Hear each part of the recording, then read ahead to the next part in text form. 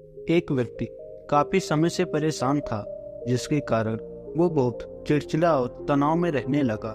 वह इस बात से परेशान था कि उसके घर का सारा खर्च उसे उठाना पड़ रहा था। पूरे परिवार की जिम्मेदारी उसी पर है। उसके यहाँ कोई न कोई रिश्तेदार आता जाता रहता है। इन्हीं बातों को सोच सोच कर वह बहुत परेशान रहता था। इसी मानसिक तनाव के कारण वह अक्सर बच्चों को डांटते रहते और उसका अपनी पत्नी से ज्यादातर किसी न किसी बात पर झगड़ा होता रहता था। एक दिन उसका बेटा उसके पास आया और बोला, पापा मेरे स्कूल का होमवर्क करवा दो। वह व्यक्ति पहले से ही तनाव में था, इसलिए उसने अपने बेटे को डांट कर भगा दिया। लेकिन जब थोड़ी देर बाद उसका गुस्सा शांत हुआ तो वह बेटे के पास गया। उसने देखा कि बेटा सो रहा था और उसके हाथ में उसकी होमवर्क वाली कॉपी थी। उसने कॉपी देखी और जैसे ही उसने कॉपी के नीचे रखी, उसकी नज़र होमवर्क के शीर्षक पर पड़ी। होमवर्क का शीर्षक वह था जो पहले पसंद नहीं था, लेकिन बाद में वह अच्छा निकला। बच्चे को एक लिखना था। इस शीर्षक पर अनुच्छेद उसने क्या लिखा? जिज्ञासावश उसने बच्चे का लिखना पढ़ना शुरू किया। बच्चे ने लिखा, मैं अपनी अंतिम परीक्षा के लिए बहुत आभारी हूँ, क्योंकि पहले तो यह अच्छा नहीं लगता, लेकिन उसके बाद स्कूल की छुट्टियां हो जाती हैं। इसके लिए मैं आपका बहुत बहुत धन्यवाद करता हूँ। कड़वी दवाइयाँ जिनका स्वाद खराब होता है, क्योंकि शुरुआत में तो यह मुझे बहुत कड़वा लगता है, लेकिन बाद में यह मेरी बीमारी को ठीक कर देता है।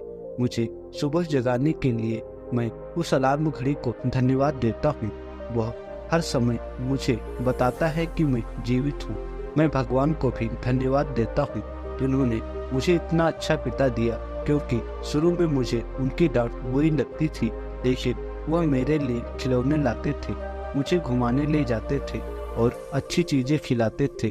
और मुझे खुशी है कि मेरे पास पिता है, क्योंकि मेरे दोस्त सोहन के पिता नहीं है। बच्चे का होमवर्क पढ़ने के बाद वह व्यक्ति उठा तो अचानक उसका मन बदल गया। बच्चे द्वारा लिखे गए शब्द उसके दिमाग में बार बार घूम रहे थे।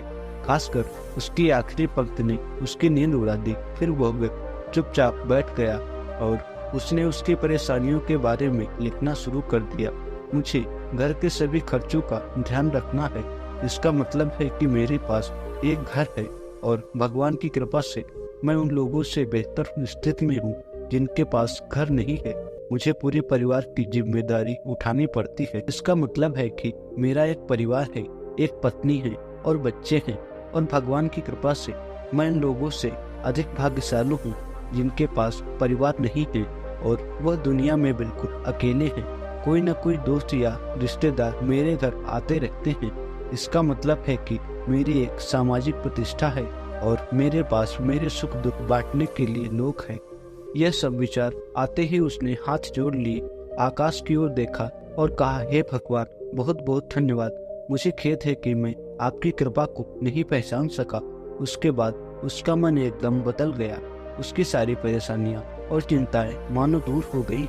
उसे अपने अंदर एक अजीब सी शांति महसूस हुई। वह दौड़कर अपने बेटे के पास गया और सोते हुए बेटे को अपनी बाहों में ले लिया और उसका माथा चूम लिया और अपने बेटे और भगवान को धन्यवाद देने लगा। हमारे जीवन में जो भी समस्याएं हैं, जब तक हम उन्हें नकारात्मक दृष्टि से देखते रहेंगे, तब तक हम मुसीबत में रहेंगे। और जैसे ही हम उन चीजों को सकारात्मक दृष्टिकोण से देखना शुरू करते हैं, हमारा मन एकदम बदल जाएगा। हमारी सारी चिंताएं, सारी परेशानियां, सारे तनाव तुरंत खत्म हो जाएंगे और हम मुसीबत से बाहर निकलने के नए रास्ते देखना शुरू कर देंगे। किसी ने क्या सुंदर शब्द कहे हैं, जो लोग फूल देखना चाहते हैं उनके लिए हमेशा फूल होते हैं। महाभारत के एक संवाद में मृत्यु के बाद सबसे बड़ी दानवीर कर्ण की आत्मा ने भगवान कृष्ण से पूछा कि मेरी मां ने मुझे जन्म के समय छोड़ दिया था, क्या यह मेरा पाप था कि मैंने एक नाजायज संतान के रूप में जन्म लिया? द्रोणाचार्य ने मुझे शिक्षा देने से इनकार कर दिया क्योंकि वह मुझे क्षत्रिय नहीं मानते थे। क्या यह मेरी गलती थी? परशुराम ने मुझे शिक्षा दी और सभी ने मुझे श्राप दिया कि मैं अपनी शिक्षा भूल जाऊंगा, क्योंकि वो मुझे क्षत्रिय मानते थे। गलती से एक गाय मेरे तीर के रास्ते में आ गई और मर गई। और मुझे गांव के लोगों का श्राप मिला। मुझे द्रौपदी के स्वयंवर में अपमानित होना पड़ा, क्योंकि मेरे साथ किसी भी राज परिवार के सदस्य की तरह व्यवहार नहीं किया जाता था। यहाँ तक कि मेरी माँ कुंती ने भी स्वयं इस तथ्य को स्वीकार किया था कि मैं उनके अन्य पुत्रों की रक्षा के लिए एक पुत्र हूँ। मुझे जो कुछ भी मिला वह दुर्योधन की कृपा से मिला, तो क्या यह गलत है कि मैं दुर्योधन के प्रति अपनी वफादारी का ऋणी हूँ? श्री कृष्ण मंद मुस्कान के साथ बोले, कारण मैं पैदा होने से पहले जेल में पैदा हुआ था। मेरी मौत कंस मामा के रूप में मेरा इंतजार कर रही थी। जिस रात मैं पैदा हुआ उसी रात मैं अपने माता पिता से अलग हो गया था। तुम्हारा बचपन घोड़ों की हिनहिनाहट और धनुष बाणों वाले रथों की छाया में व्यतीत हुआ है। मैंने अपने बचपन में गाय चराई और गोबर उठाया। जब मैं चल भी नहीं पाता था, मुझ पर कहीं कहीं जानलेवा हमले होते थे। न सेना, न शिक्षा, न गुरुकुल और न माइल। मेरे मामा मुझे सबसे बड़ा शत्रु मानते थे। जब आप सबकी प्रशंसा होती है आपकी बहादुरी के लिए आपके शिक्षक और समाज से, उस समय मेरी शिक्षा भी नहीं हुई थी। बहुत समय बाद मुझे ऋषि संदीपनी के आश्रम में जाने का अवसर मिला। कम से कम आपको अपनी पसंद की लड़की से शादी करने का मौका तो मिला। मुझे वो राधा भी नहीं मिली जो मेरे प्राणों में बसती थी। मुझे इसे छोड़ना पड़ा। मुझे उन राजनीतिक कारणों से या उन महिलाओं के साथ कई शादियां करनी पड़ी जिन्हें मैंने राक्षसों से मुक्त कराया था। जरासंध के आतंक के कारण मुझे अपने परिवार को यमुना से एक सुदूर प्रांत में ले जाना पड़ा और उन्हें समुद्र के किनारे बसाना पड़ा। दुनिया ने मुझे कायर, धोखेबाज कहा। दुर्योधन जीत जाता तो जीत का श्रेय तुम्हें भी मिलता, लेकिन धर्मराज के युद्ध को जीतने का श्रेय अर्जुन को मिला है।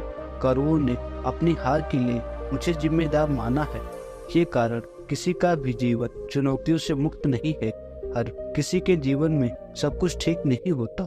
समस्या केवल यह है कि हर कोई अपनी समस्या को सबसे बड़ा मानता है। क्या सच है, क्या उचित है, यह हम अपनी आत्मा की आवाज से निर्धारित करते हैं।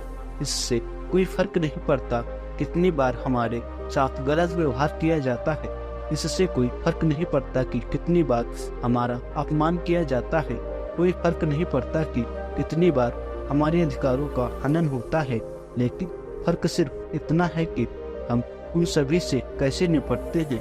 जो लोग विपरीत परिस्थितियों में भी सकारात्मक सोचते हैं, उनके जीवन में कई परेशानियां कम हो जाती हैं। ऐसे में हमारे नकारात्मक विचार हमारे काम को बिगाड़ सकते हैं। इसके लिए हमें हमेशा सकारात्मक सोचना चाहिए। इस संबंध में एक लोक कथा के अनुसार एक गांव में दो ऋषि एक छोटी सी कुटिया में एक साथ रहते थे। दोनों सुबह सुबह अलग अलग गांव में जाकर भिक्षा मांगते हैं और फिर झोपड़ी में लौट आते हैं और फिर दिन भर हनुमान का नाम जपते रहते हैं।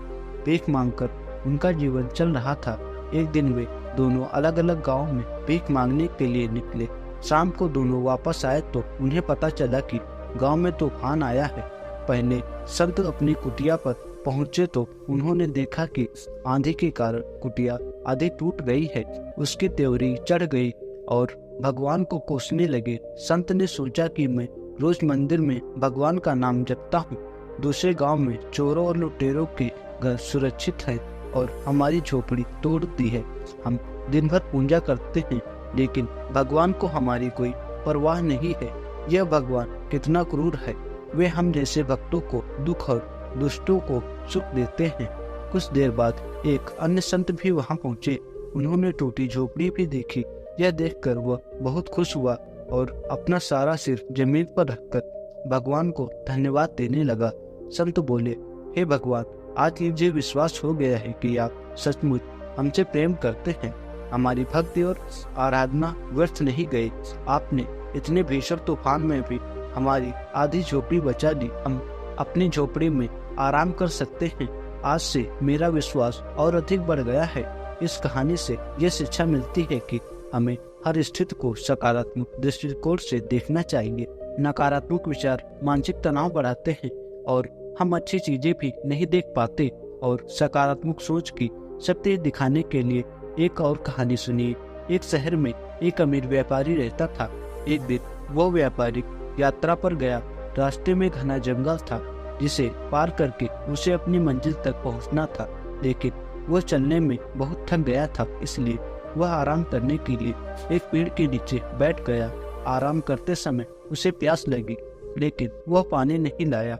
वह सोचने लगा कि मेरे पास कुछ पानी है ताकि मैं अपनी प्यास बुझा सकूं। जैसे ही उसने ऐसा सोचा, तभी एक चमत्कार हुआ और पानी से भरा एक घड़ा उसके सामने प्रकट हो गया। उसके बाद उसने पानी से अपनी प्यास बुझाई। कुछ देर बाद उसे भूख लग गई, लेकिन उसके पास खाना नहीं था। उसने खुद से कहा कि इतना अच्छा होगा अगर मुझे एक प्लेट में स्वादिष्ट भोजन मिल जाए तो मेरी भूख खत्म हो जाएगी। बात करते समय उसके साथ फिर से चमत्कार हुआ और विभिन्न व्यंजनों से भरी थाली सामने आ गई। उसने पेट भर खाना खाया और फिर सो गया। उसने अपने मन से कहा कि मैं इस पथरीली जमीन पर कैसे सोऊंगा, काश कोई नरम बिस्तर होता। पलक झपकते ही एक आरामदायक बिस्तर उसके सामने आ गया। वह उस बिस्तर पर लेट गया। उसे ऐसा महसूस हो रहा था कि जैसे वह स्वर्ग में है, जहां उसकी सभी इच्छाएं एक के बाद एक पूरी हो रही हैं। वह इस बात से अनजान था कि जिस पेड़ के नीचे वह लेटा है वह कोई साधारण पेड़ नहीं था, बल्कि एक कल्पवृक्ष है जो सभी इच्छाओं को पूरा करने की शक्ति रखता है। बिस्तर पर लेटे लेटे अचानक उसके मन में एक विचार आया।